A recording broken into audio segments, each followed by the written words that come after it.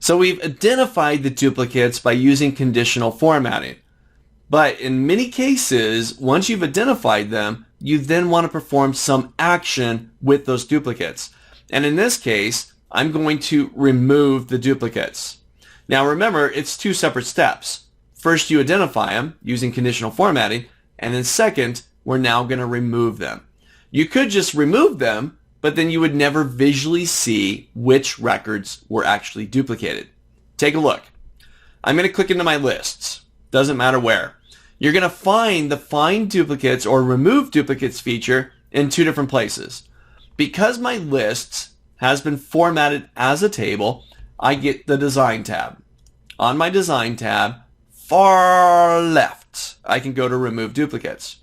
Now, if you did not format your table, okay, then I would need to go to my Data tab, and on my Data tab, I've got Remove Duplicates. So it just depends. If you haven't formatted your list as a table, you go to your Data tab. If you have, you can go to your Design tab. Either method, they're exactly the same.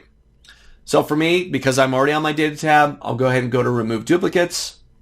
This opens up my Remove Duplicates window where it now wants me to identify what I consider a duplicate.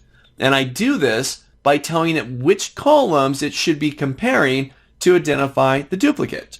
So right now it says every single column is selected. So if every single value in a record matches every single value in another record, it'll consider it a duplicate. That's great. But you know what? Think about this. This is employee information, right? And we got names in here. Well, because all of them are selected, I could potentially miss one. What if I have an employee named Robert, right?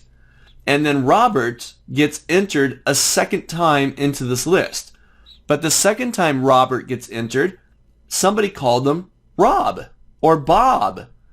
Well, because the first name is different, Excel will treat it as a unique record.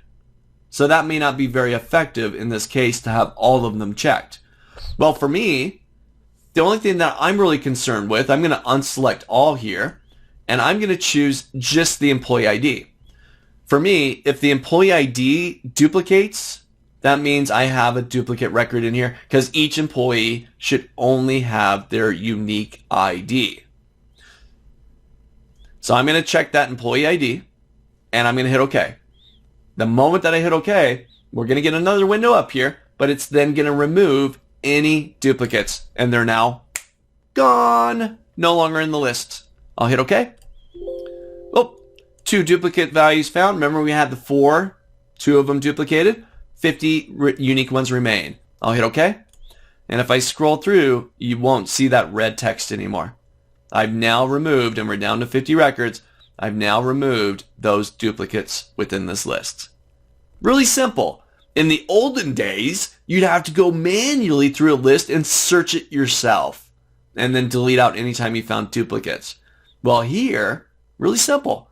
Data tab, remove duplicates, tell it how you're going to identify the duplicate by which columns consider it a duplicate, hit the button, and they're gone. Poof!